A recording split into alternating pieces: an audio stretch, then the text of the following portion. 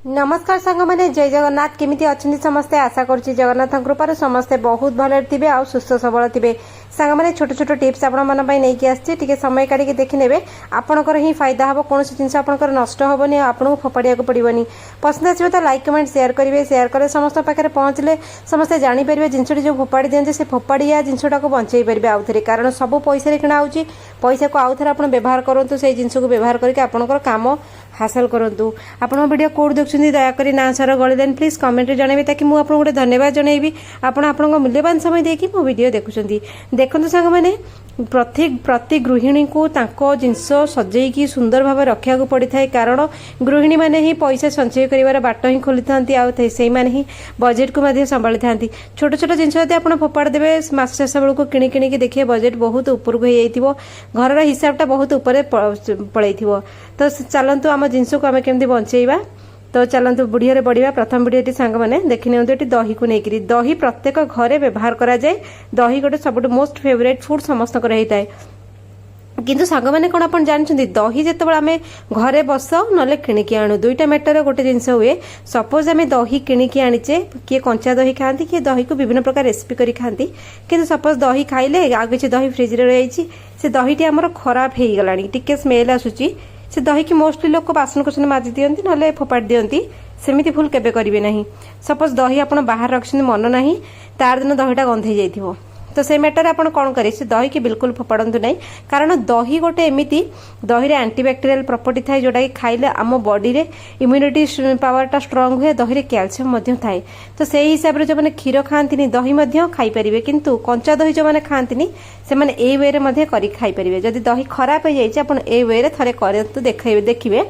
कड़े बसइबे तेल पकेबे जेकोसी तेल आप यूज कर पकेबे जीरा टिके सोरिष टिके पकेबे तापर बेसिक मसला जो आम रोसई घरे थाए जेमती कि हो गला आमर पियाज कंचा लंका टमाटो धनिया पत्र जोटा कि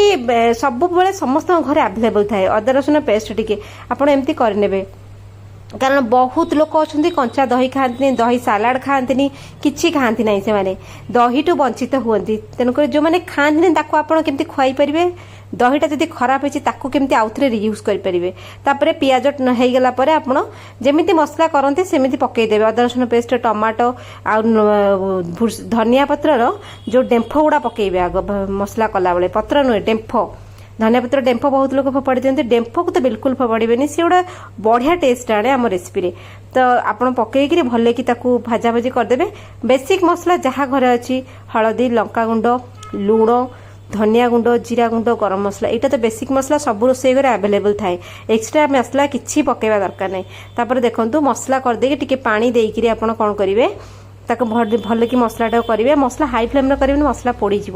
मीडियम फ्लेम करेंगे लो मीडियम फ्लेम मसला टिके कषि हो गला अदा रसुण खाली कंचा बास्ना पलैब मसलार कंचा मसला पलैब बास से पर्यटन बेसी कड़ा करेंगे मसला को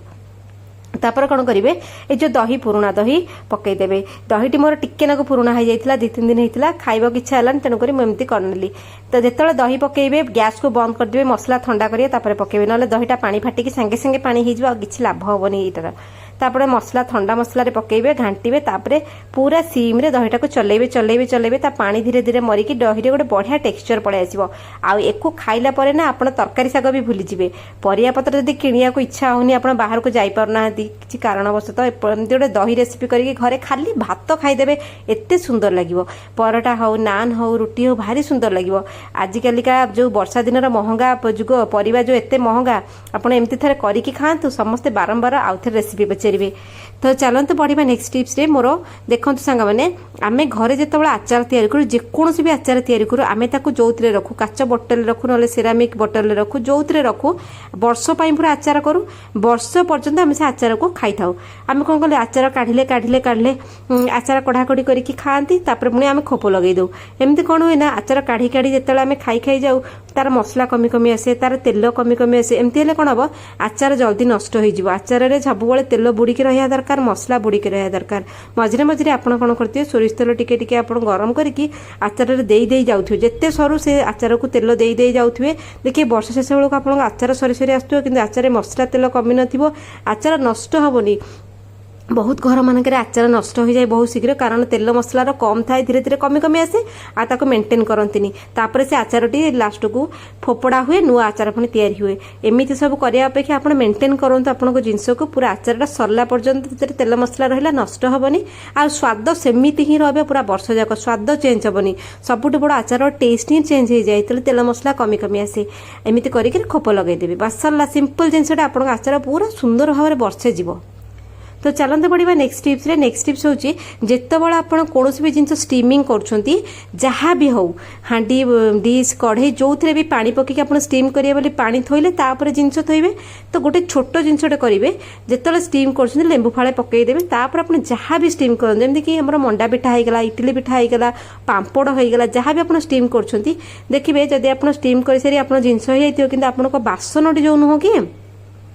आपण बासनटा पूरा ठीक ठाक थी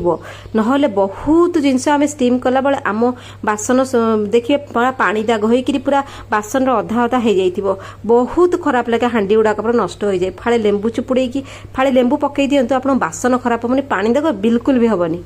तो चलते पड़ा नेक्स्ट टिप्स रे बेलून को लेकिन जितेबाला आम घरे बेलून पिलांई आसे कि आम कौन अकेजन आणु सब बेलून रोसई घरे निहाती भाव में 2-4टी बेलून आपण स्टोरेज रे रखी थे कहीं देखु एटा सब गृहिणी मान को गोटे इम्पोर्टाट वीडियोटे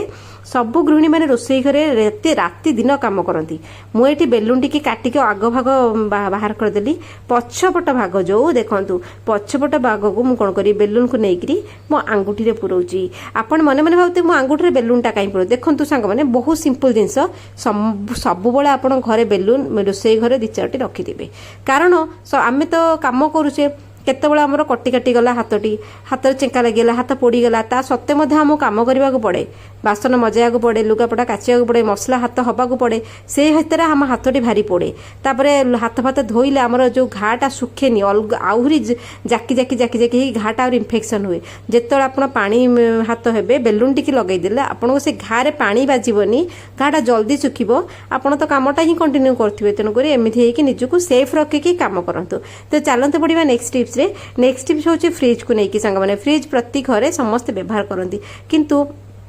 जेतेबेले आमको सपोज गोटे जिनस दरकार है आमे फ्रिज खोलिले सांगे सांगे आमे फ्रिज खोलिले दौड़ी आसिले फ्रिज रे कौन कर आमको जहाँ भी दरकार आम फट किना उठेले नहीं कि गले